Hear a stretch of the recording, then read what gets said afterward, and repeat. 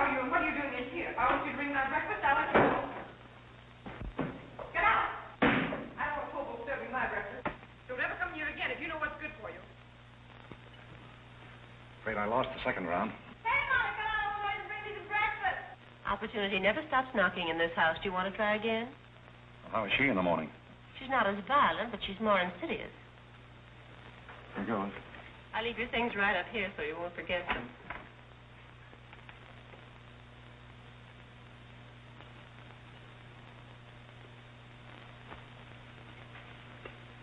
Good morning.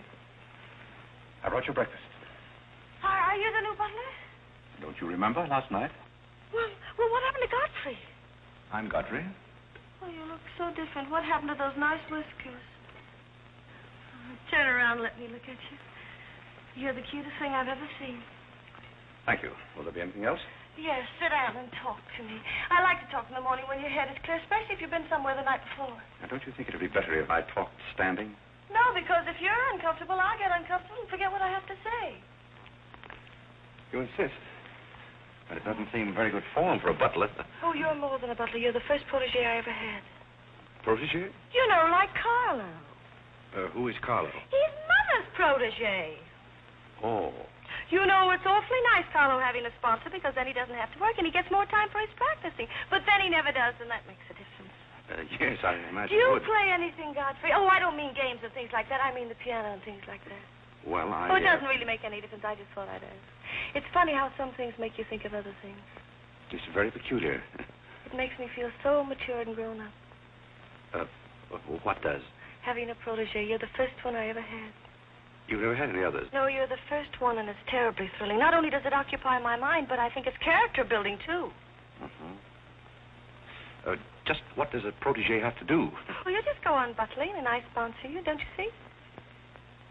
It's getting clearer. It's really not much work. It gives you something to think of, and it's going to be such fun. I'm sure it's going to be heaps of fun. You see, for instance, if Cornita got a meet or anything, you wouldn't have to do anything about it. You see, I take care of everything. You see, I'm your sponsor, and I just take a sock at her. I hope that'll never be necessary. Oh, I just wanted to give you the idea. That's fine, but you see, a protege has certain responsibilities also. For instance, if someone should ring for me now and I didn't answer, that would reflect upon you because you're my sponsor. Don't you see? Yes, I suppose it would. I never thought of that. You don't know how nice it is having some intelligent person to talk to. It's been very enlightening to me, too.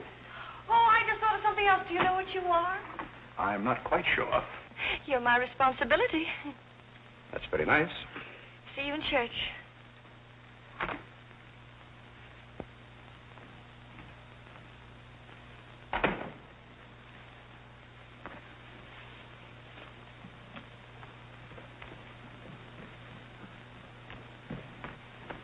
Good morning. Fine morning, sir. Yes, it is a fine morning.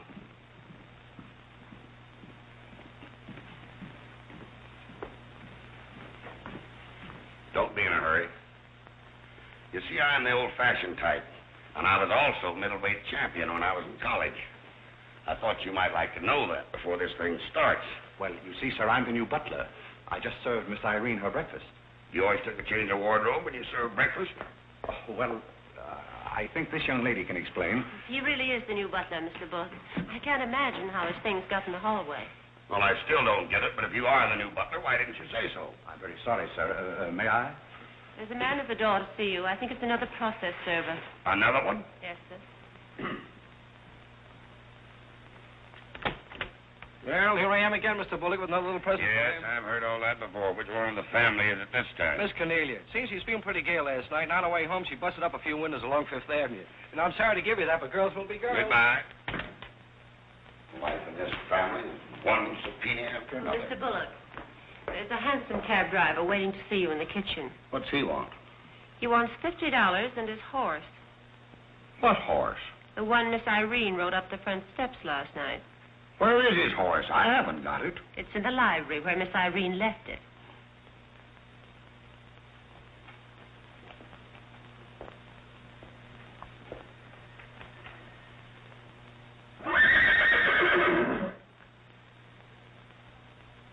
Well, do you begin to get the idea?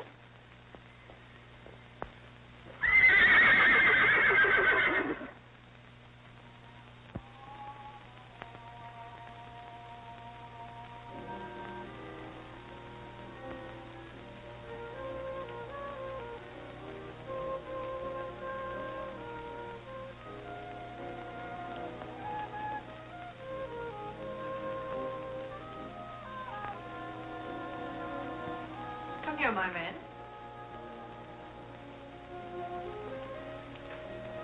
Do you like your place here? I mean, so far as you've gone?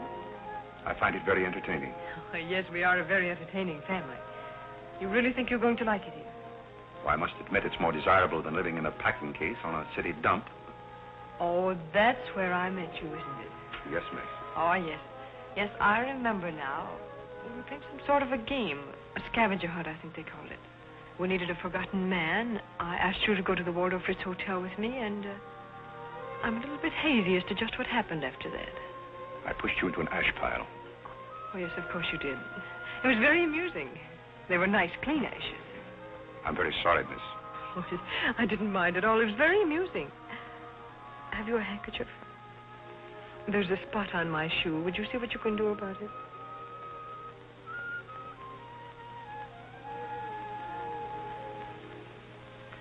I could have you fired, you know, but I like to see things wriggle.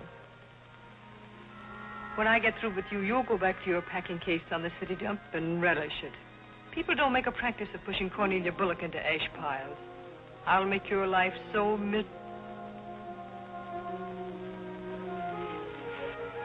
Hello, Godfrey. Good evening, Miss Irene. Oh, I like your new monkey suit. Thank you for picking it up. You know, it fits very well for a hand-me-down. Yes, I'm more or less standard, miss. How do you like my new pajamas? I think they're very nice. Thank you. I heard what you said to Godfrey. So what?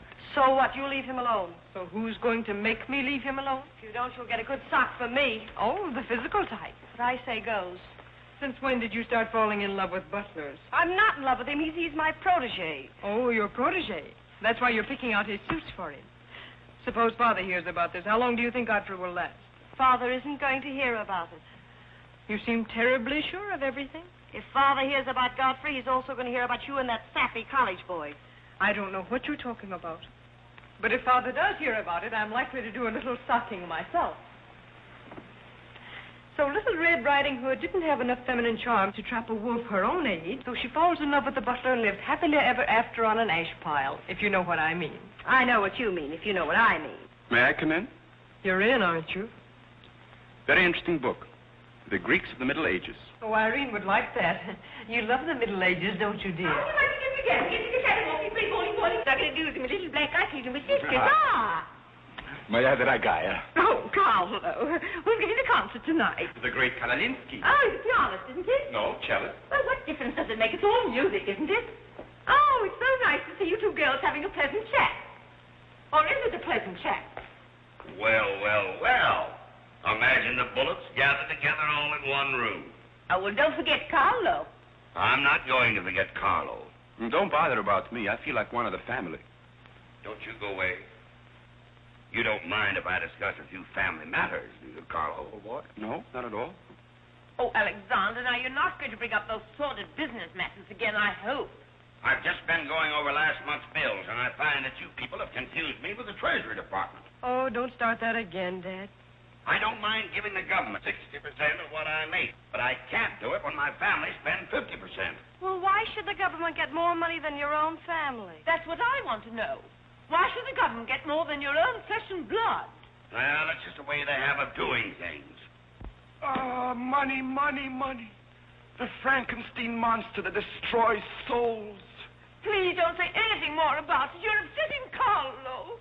We've got to come to an understanding right now. Either Carlo is or I am. Am what? Well, one of us has got to, and that's all there is to it. Alexander, you're inebriated. You don't know what you're talking about. Well, who would know what they're talking about living with a bunch like this? There's one thing I do know. What this family needs is discipline. I've been a pretty patient man, but when people start riding horses up their front steps and parking them in the library, that's going a little bit too far.